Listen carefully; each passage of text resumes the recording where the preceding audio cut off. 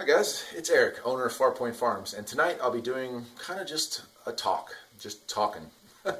I see some other channels where guys just talk, and that's what we're going to do tonight. Tonight I'm going to be talking about what I do. Not my mechanicking life, which is a part-time career nowadays, it used to be full-time, but my passion, the reason that brought me to the mountains of North Carolina, and that is small farming, sustainability.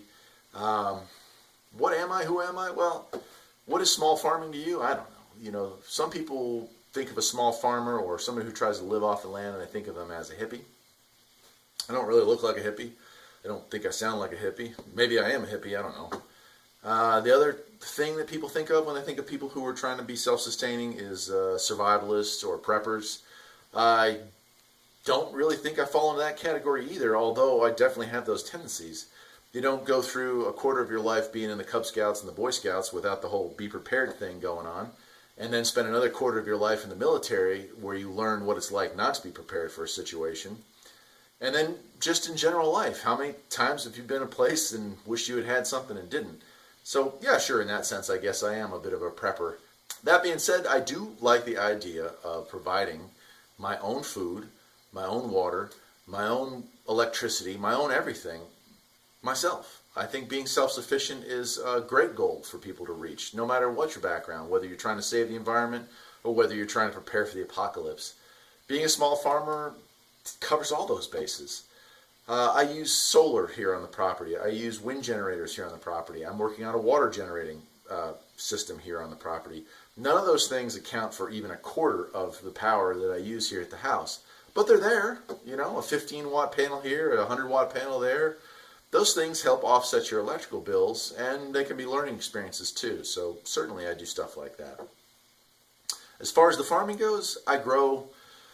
The first year I was up here, I would say 15 to 20% of my annual food I grew myself or raised myself when it came to animals. The second year I was here, I brought that number up to 30, maybe 35%. Last year, I was over 40%.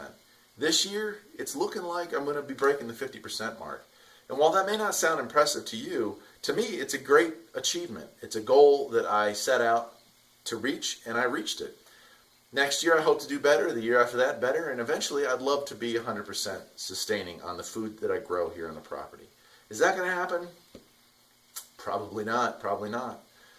But that's not the point. The point is I'm trying. I'm following my dream. I'm doing what I set out to do. I raise chickens. Here's a picture of them here. Here's a little video of them doing their little chickeny things. I also raised turkeys, a bit unsuccessfully as of late. I've had a lot that have died from either disease or I don't know what, accidents, things like that. Turkeys, I love the flavor of a turkey. I love the attitude of a turkey, but I haven't had a whole lot of luck this year. But you know what's cool about that? Next year is around the corner, and I'll try again, and I'll succeed where I failed this year. Now, we also raise rabbits, New Zealand whites, and I raise those for food as well. That can be a bit of a sensitive subject for people because a lot of kids, especially in urban areas, they might have a pet rabbit when they're young. They are cute, cuddly, furry little creatures. They remind me a lot of cats, and they have personalities.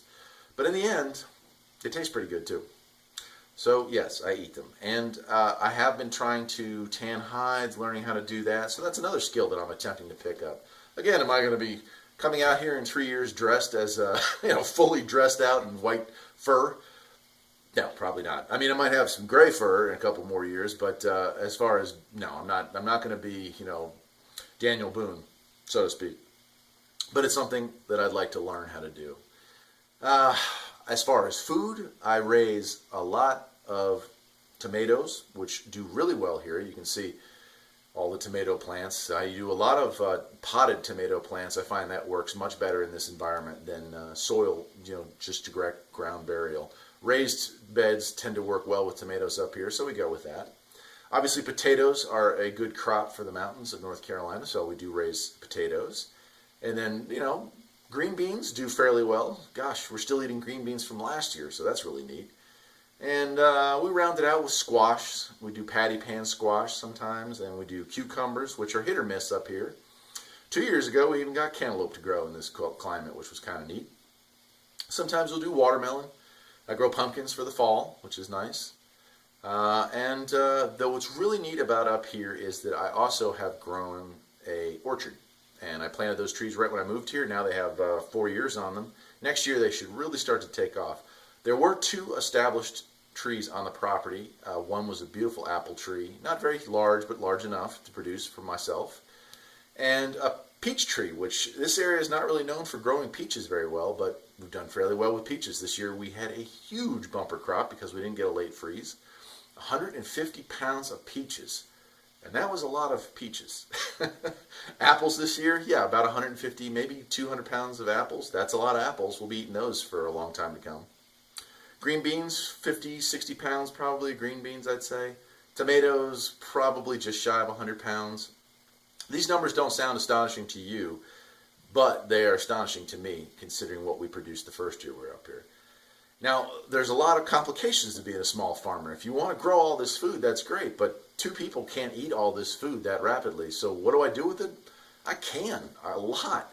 That's right, this big burly dude you see sitting in front of you spends a lot of time in the kitchen pressure canning meats and vegetables and fruits and getting that stuff stored. I have a cellar. I'll do a video on that storage cellar one day that's stocked floor to ceiling with canned goods that we produced and canned goods that I've picked up on clearance and on sale. And those are things we eat. We rotate our stock of food in and out. And I feel that in a sense is being prepared. If that's being a prepper or a survivalist, go ahead. If canning my own food and eating food that doesn't have GMOs in it, doesn't have preservatives or additives in it, if that makes me a hippie, yeah, I can live with that too.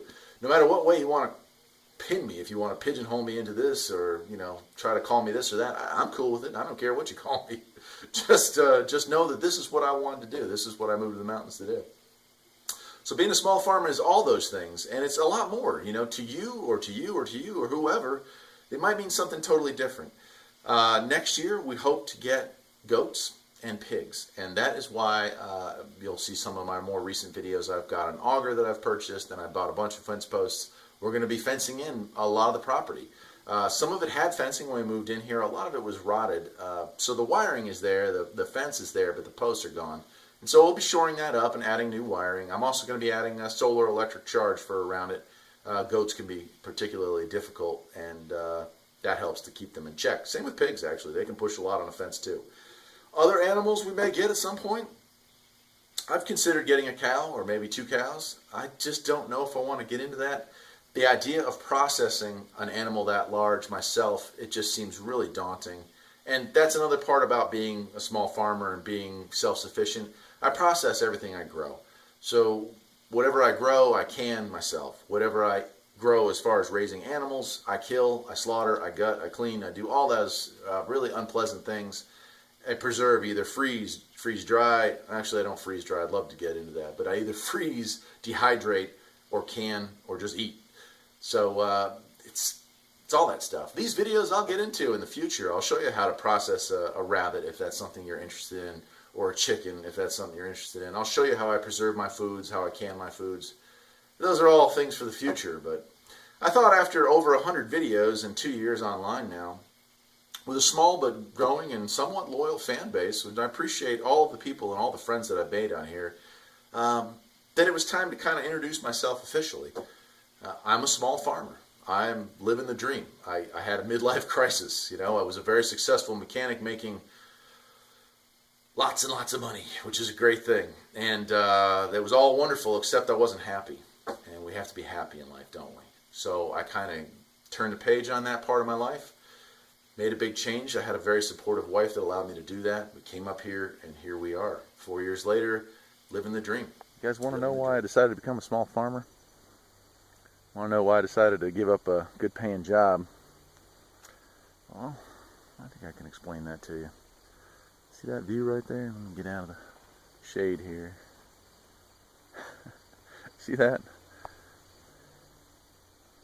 That's a good reason too, right? But here's the main reason. Let me come over here.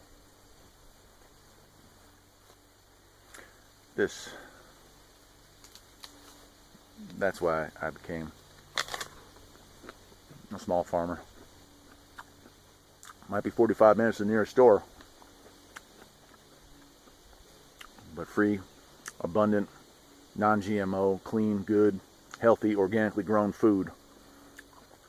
It literally grows on trees.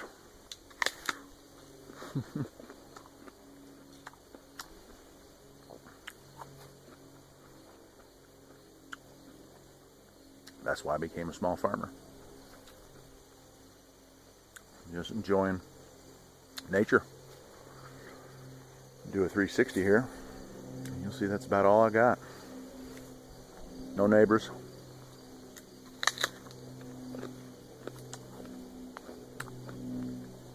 Just me and the chickens.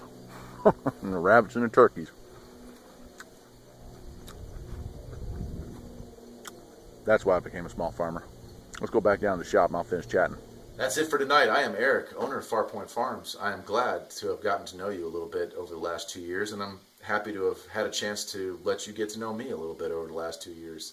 This won't be the last time I sit in this chair and just talk randomly about stuff, but this is the first time.